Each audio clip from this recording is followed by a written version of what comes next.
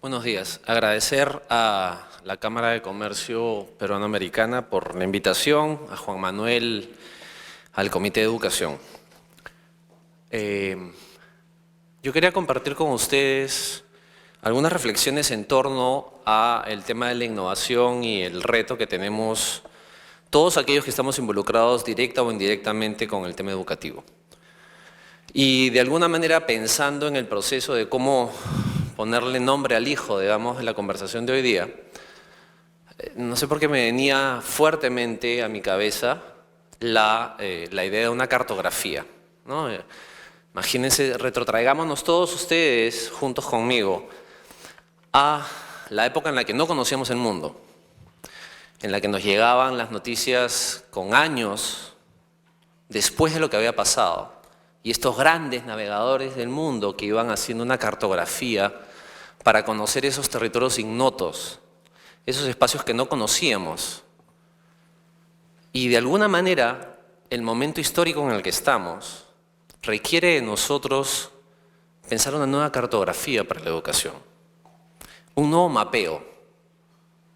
Y entonces quisiera invitarlos a una conversación, espero que me alcance el tiempo, porque estamos un poco cortos de tiempo con los establecidos en el horario. La primera cosa que me llamó la atención cuando comencé a estudiar educación, hace mucho tiempo, fue el ideal humano que está detrás del mismo. Y leyendo, yo soy un fanático de la historia, y leyendo estos tratados sobre la historia de la educación, la primera cosa que apareció fue este señor. Bueno, supuestamente es la fotografía de la época, digamos, es Aristóteles.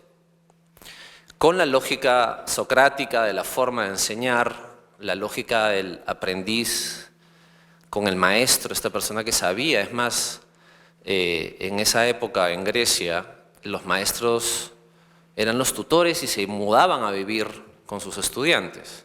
Alejandro Magno tuvo la oportunidad de este proceso. Pero pasa el tiempo y tenemos esto.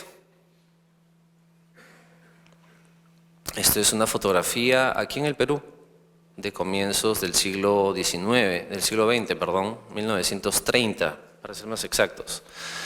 Y después innovamos así.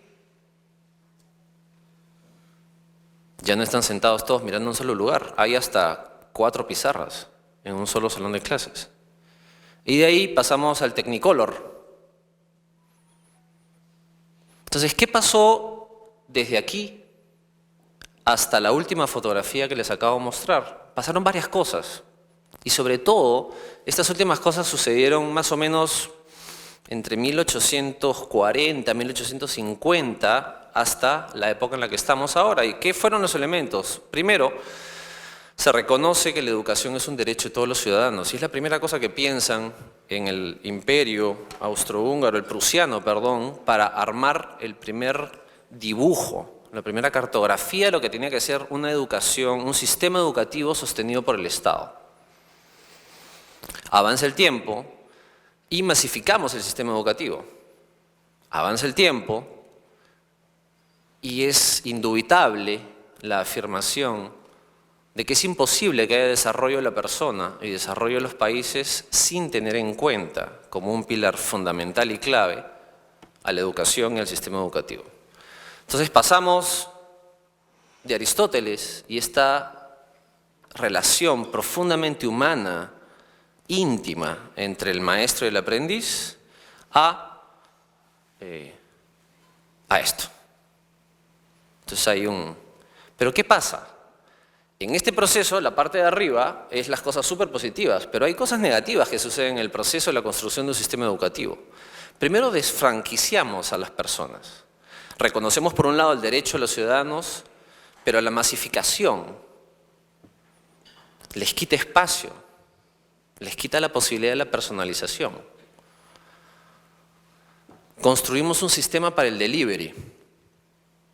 Hay que dar educación, que es distinto que hay que hacer educación, construir educación desde una relación personal, personalizante. Y eso decanta en una obsesión profunda por la enseñanza. Si revisamos los 4 pilares que acaba de explicar la ministra Martens, que me parecen técnicamente correctos, todos ellos están bajo la lógica del delivery y de asegurarse la oferta de la enseñanza. Otro negocio es que ellos aprendan. Incluso el último video, que es profundamente humano, porque pocos ministros hacen lo que ha hecho la ministra Martens, caminar 2 horas y media, porque no tienen que hacerlo. Manifiesta la necesidad de tener más escuelas bajo la lógica de más oferta. Pero hay un problema ahí. Un paréntesis y vamos a ver el contexto externo. Congelen un segundo la última idea que acabo de decir y vamos a mirar la contraparte. Hace 35, 30 años, en el mundo se habla de la famosa era del conocimiento. ¿De acuerdo? La producción veloz, enorme del cambio, que es inmanejable. Y eso da paso a la sociedad de la interconexión, a esta relación enorme de interacciones, pero cada vez son más cortas, más cortas, más cortas, más chiquitas. Hace 1 año y medio, los videos en Facebook duraban 5 minutos. Hoy en día, ningún video en Facebook dura más de 50 segundos. Hicieron un estudio para medir el spam, o sea, la capacidad de atención que tienen el rango etario entre los 12 y los 15 años en Estados Unidos y encontraron que el rango de atención focalizada es 9 segundos. Entonces, la información busca hacer conocimiento. Porque claro, acuérdense hace un rato que hablábamos de la era del conocimiento, bueno, ahora estamos en la era de la información que busca hacer conocimiento. Pero no solo eso, sino que además la información ahora corre de la mano con la tecnología. Porque claro, una tecnología es una pizarra, por si acaso. Lo que pasa es que ahora la tecnología tiene un adjetivo calificativo que es, y que la aumenta a mayor velocidad, que es la capacidad de ser digital. Y la tecnología además permea nuestra acción práctica. Y he elegido específicamente poner práctica ahí porque Aristóteles decía que hay 2 tipos de acción. Lo que pasa es que en el lenguaje castellano nosotros solo tenemos una palabra para la acción. En el griego, la acción tiene 2 acepciones o 2 palabras que la definen: praxis y poiesis. La praxis es esto. Esto es fruto de mi acción. Por eso es que Marx decía que le estamos quitando la acción a la hora que su producto del trabajo se lo quitamos al trabajador. Pero la otra acción, que es la poiesis, es aquella que sale de mí, va hacia la persona y regresa hacia mí y me hace más ser humano. Esto no me hace más ser humano. Esta conversación que estamos teniendo es una praxis, es una acción poética. La tecnología hoy en día está permeando la acción práctica, la que define las interacciones que no regresan hacia mí. Y eso además tiene, y ya hay neurociencia que está probando, que es que la tecnología está comenzando a permear, y elijo la palabra permear y no modificar porque todavía no tenemos certeza de eso de ahí, el cableado en nuestro sistema cognitivo. O sea, es decir, hay partes del cerebro que se prenden de manera distinta y es la forma más sencilla porque los CAT scan que hacen con esta tecnología en el cerebro se prenden pues de color rojo, de color azul, es más frío, ¿no? La tecnología y la interacción con ella lo que está haciendo es prender partes del cerebro que antes no se prendían de otra forma. Y eso nos está comenzando a dar muestras del enorme influjo que tiene la tecnología en el desarrollo de la persona o en la disminución del desarrollo de la persona, no sabemos todavía. Ese es el contexto, a grandes rasgos, que tenemos que enfrentar. Y claro, Maureen O'Hara me va a ayudar ahora porque estamos entrando a territorio comanche. Nadie sabe qué va a pasar. Peter Drucker hace 30 años decía, tenemos un sistema educativo que educa hoy para un mundo del trabajo que no vamos a saber cómo va a ser mañana. Y eso es territorio comanche. Crucen las dos cosas que acabo de conversar con ustedes. Este proceso, desde Aristóteles hasta el Colegio Presidente de la República, y ese contexto que acabo de describir. Desde mi punto de vista, eso requiere una cartografía para la educación. De repente mejor unas cartografías para la educación, porque ya no basta un solo mapa. Ya no basta enviar a Magallanes para que dé la vuelta al mundo para saber cómo diablos va a llegar por las Indias. Necesitamos más cartografías, porque la complejidad de lo que tenemos que enfrentar como sistema educativo es enorme. Entonces, quiero compartir con ustedes, claro, voy a hacer un truco en realidad, que es parte de la... Es una viveza la que voy a hacer en realidad. Le voy a decir qué no es lo que ya no funciona en el sistema educativo desde mi punto de vista. Lo primero, ¿de acuerdo?, del contenido. O sea, el sistema educativo ya no puede estar centrado solamente y obsesivamente en el tema del contenido.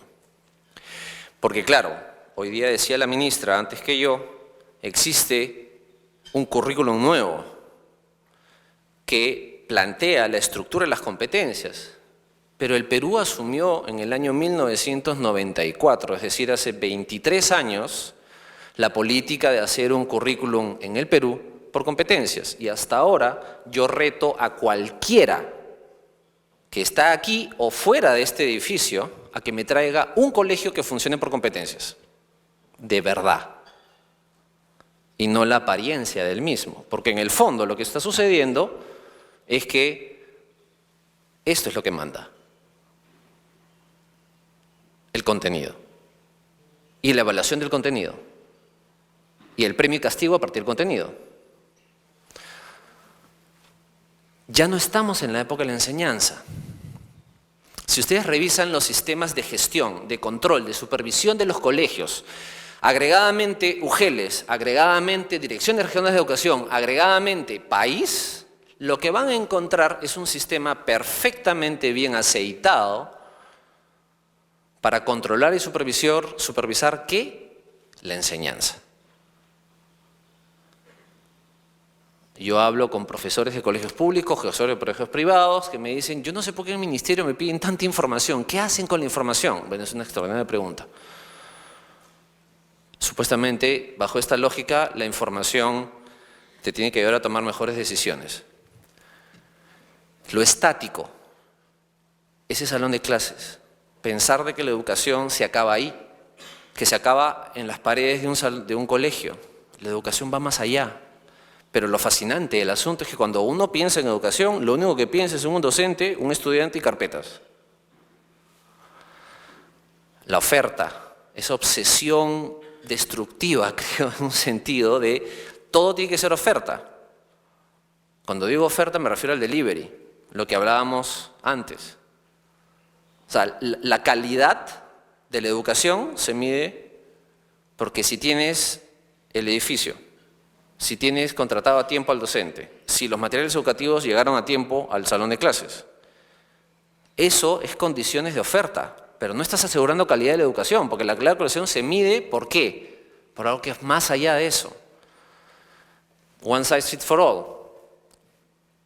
¿no? O sea, el mismo modelo de colegio para todo el país, el mismo profesor para todo el país, el mismo libro para todo el país, la misma ley para todo el país.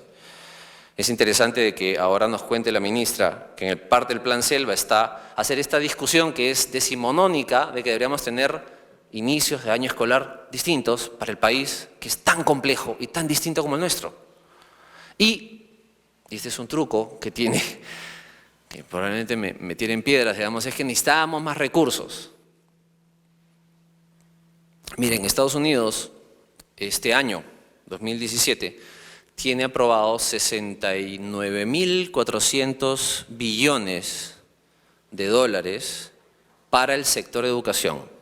¿En qué puesto están en PISA? Si queremos usar como PISA como indicador de algo, están en matemáticas 21, en comprensión lectora, creo que están en 18. O sea, Canadá, que gasta la tercera parte, está dentro de los 7, 8 primeros. No solo es un tema de recursos. Entonces, no podemos agotarnos bajo la lógica de necesitamos más recursos, necesitamos como Sonsonete. Es verdad que necesitamos, pero no nos podemos quedar ahí. Y ese es mi punto. Entonces yo quiero dibujar 4 elementos fundamentales, lo que creo que son las líneas de por dónde tiene que ir esta cartografía, esta nueva cartografía o estas nuevas cartografías. El primero es la personalización. Lo fascinante es que pasamos de Aristóteles, personalización íntima, profundamente humana, a la masificación, y lo fascinante es que los estudiantes de ahora nos están pidiendo que no masificación, nos están pidiendo personalización. Los MOOCs, toda la oferta digital en que yo defino qué quiero estudiar y cómo lo quiero estudiar, cuándo, en qué momento, es parte de ese movimiento de personalización, de que yo no quiero un enlatado, de que esa cuestión no me va a servir necesariamente para la idea que yo tengo de mí mismo y a dónde quiero llegar. El segundo elemento que está conectado directamente a esto, y ya me están diciendo que tengo que callarme la boca, es el tema de los aprendizajes. ¿Se acuerdan todo el tema este fuerte que les digo, la obsesión profunda en el tema del delivery, de la oferta? Eso es bajo la lógica de la enseñanza. O sea, yo soy profesor, hago mi planificación, llego al salón de clase, enseño, hago materiales lindos, me voy, nadie aprendió. Nadie aprendió un pepino. Porque YouTube es más divertido que yo, pues. ¿Por qué no entonces comenzar a construir un sistema que esté rodeado alrededor de la customer, del que me compre el servicio, del estudiante?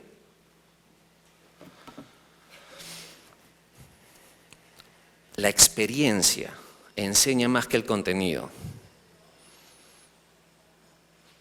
Porque ahí se va a equivocar.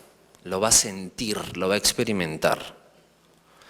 Y esto no puede funcionar sin la tecnología digital.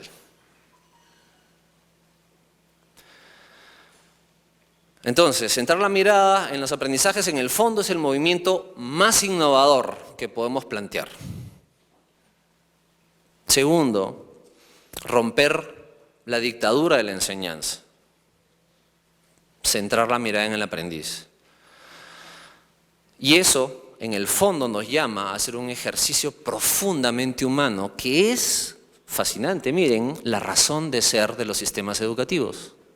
La razón de ser de los sistemas educativos es para que la gente sea el mejor ser humano que puede ser.